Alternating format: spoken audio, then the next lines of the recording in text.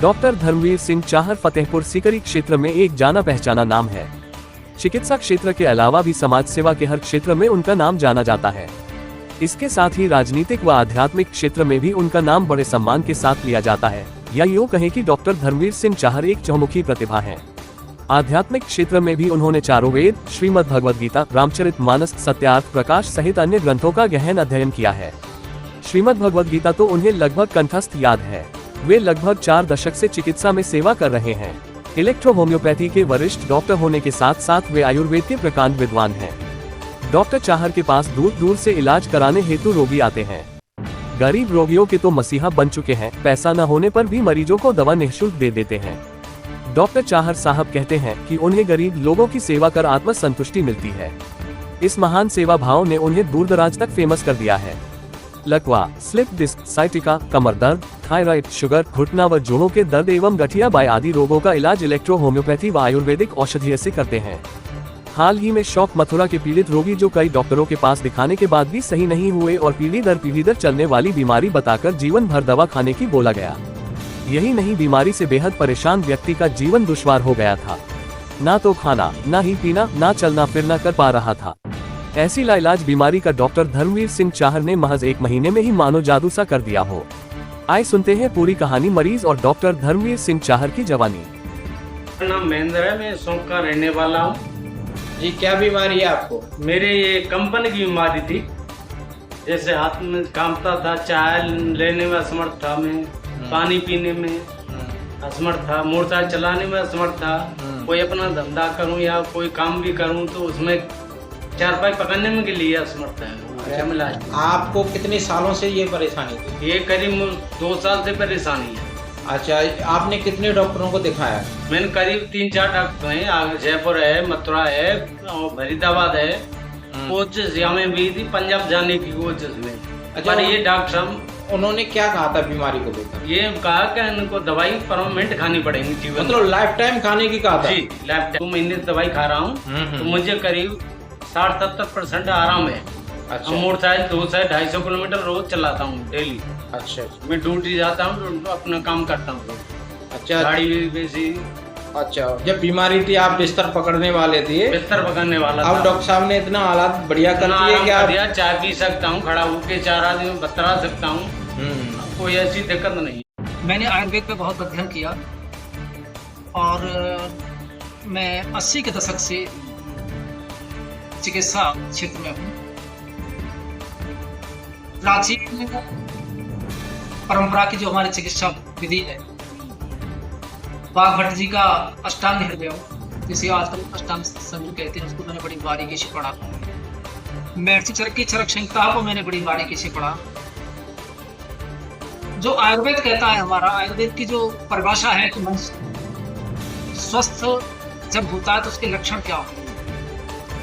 महर्षि चरक जी ने बड़े एक सुंदर श्लोक में इसकी व्याख्या की है। हितम सुखम दुखम आयतस हिता हितम मानच तच्च यत्रोक्तम आयुर्वेद सह उच्यते। आयुर्वेद में है क्या? हिता हितम, जिसमें हित और अहित का ज्ञान हो। सुखम दुखम, जिसमें सुख और दुख का ज्ञान हो। आयतस हिता हितम, जिसमें आयु के हित और अहित का भी ज्ञान हो। इससे भी आगे चल करके कितनी महत्वपूर्ण बात लिखी महर्षि जी ने। आत्म इंद्रिय मन, जिस मनुष्य के आत्म इंद्रिय और मन प्रसन्न हो वह मनुष्य स्वस्थ होता है। जबकि आधुनिक चिकित्सा पद्धति में तो ऐसा कुछ है नहीं। मरीज आईसीयू में पड़ा हुआ है, वेंटिलेटर में पड़ा हुआ है, बेचारा गाय खेत बेच के ला रहा है, कहाँ से ला रहा है। हालांकि मैं आधुनिक चिकित्सा पद्धति की बुराई नहीं कर रहा हूँ, बुराई किसी व्यक्ति की बुराई नहीं करनी चाहिए, वो भी अपनी जगह पर अपना महत्व रखती है। लेकिन प्रश्न इस बात का है कि जब उसका ढेर सारा पैसा खर्च हो रहा है, जब कहीं से ले रहा है, तो उसकी आत्मा और इंद्रिय मनो प्रसन्न नहीं होंगे। मैंने आयुर्वेद का बड़ा गहन अध्ययन किया तो ये व्यक्ति मेरे पास आए, इन्होंने कई न्यूरो सर्जनों को दिखाया, फतेहाबाद में, सॉरी वहाँ फरीदाबाद, मथुरा में भी दिखाया।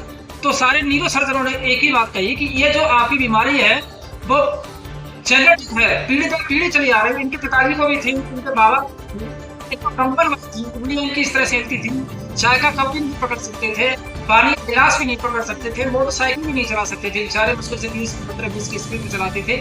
आज ये 60-70 की स्पीड पर 200-250 किलोमीटर का प्रतिदिन सफर कर रहे हैं। ये आयुर्वेद योगा का सवाल है। मैं इलेक्ट्रो होम्योपैथी का चिकित्सक हूँ, लेकिन इसके साथ ही मैंने आयुर्वेद का बहुत ही गहन अध्ययन किया है और मैं हर बीमारी का इलाज आयुर्वेद से ही करता हूँ, इलेक्ट्रो होम्योपैथी से करता हूँ। अभी जो ये सज्जन है इनको मैंने एलोपैथी की सारी दवाई जो चल रही थी वो मैंने बंद करवा दी। सारी इनकी फाइल काफी मोटी फाइल है इनकी, वो मैंने रखवा मैंने इसको रखी है।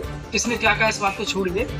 उनको कंपन बाय थी, बाय 84 प्रकार की होती है। जो हमारे बात होता है ना वो आयुर्वेद के अनुसार 84 प्रकार के बात होते हैं। तो मैं एक 84 में से एक प्रकार का ये भी है जिसको कंपन बाय कहते हैं। उन्हें होते थे चाहे किसी से बात भी नहीं करते, बात कर रहे हैं तो हिल रहे हैं, कंपन हुआ है बहुत बुरी तरह। और किसी से बैठने में भी कंपन हो रहा है, ठीक से बैठ नहीं पाते। ये स्थिति मैं समझता हूँ शायद 80% के ठीक उसके हैं, 19% ठीक है। डॉक्टर साहब जैसे ज्यादातर है जो जनता है वो एलोपैथिक पर भरोसा करती है, इस विषय में आपका क्या कहना है? एलोपैथी का जो पहली बार प्रयोग हुआ जर्मनी में सन 1810 में हुआ, और 1810 से पहले कहीं कहीं कोई कोई व्यवस्था तो थी कि हमारा इलाज होता था, हमारे बुजुर्गों का इलाज होता था, हमारे पूर्वजों का इलाज होता था। महाभारत काल की आप बात करें, सुबह से शाम तक वीर पुरुष लड़ रहे हैं, घायल हुए, तलवार लगे, तीर लगे, भाले लगे, रात को अपने शिविर में आ गए, रात भर वैद्य ने उसका इलाज किया, उपचार किया, ठीक हो गया, सुबह फिर लड़ने के लिए तैयार हो। कितनी अच्छी चिकित्सा पद्धति थी भाई। एलोपैथी का जो प्रसार हुआ वो केवल एक उसका प्रचार अधिक हुआ भाई। अंग्रेजों को हमारी चिकित्सा पद्धति को खत्म करना था, हमारी शिक्षा पद्धति को खत्म करना था, और उन्होंने बिल्कुल शिक्षा पद्धति को बर्बाद किया। फिर इसके बाद हमारी सरकार, दुर्भाग्य से हमारी सरकार ऐसी रही, उसने हमारी शिक्षा पद्धति को, शिक्षा व्यवस्था को खत्म किया, हमारी चिकित्सा व्यवस्था को खत्म किया। आयुर्वेद में ऐसा बहुत सारी औषधियां हैं, एक एक जड़ी बूटी ऐसी है जो एकदम अभी मान चलिए लाल मिर्च भी तो आयुर्वेद लोग कहते हैं आयुर्वेद घी में काम करती है। लाल मिर्च आप खाइए वो आपको कड़वा, आयुर्वेद एलोपैथी तो है नहीं है। संख्या खाने में मनुष्य करता है, चश्मा खाने तब भी संख्या से बनाया हुआ इंजेक्शन लगाया जाता है। यही संदेश है कि एलोपैथी चिकित्सा पद्धति अपनी जगह पर महत्वपूर्ण है, इसमें कोई शक नहीं है।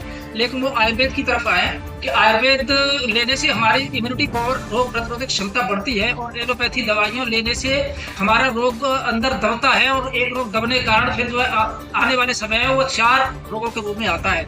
आज भारत में डायबिटीज का राजधानी बनने जा रहा है। चौथे व्यक्ति को डायबिटीज है, इसका कारण केवल वो फास्ट फूड, एलोपैथी दवाई। जब से एलोपैथी दवाई आई मनुष्य का शरीर खराब हो गया, जब से आए हमारे ठीक खराब हो। आपका आयुर्वेद की तरफ विभाग होना चाहिए, हो रहा है।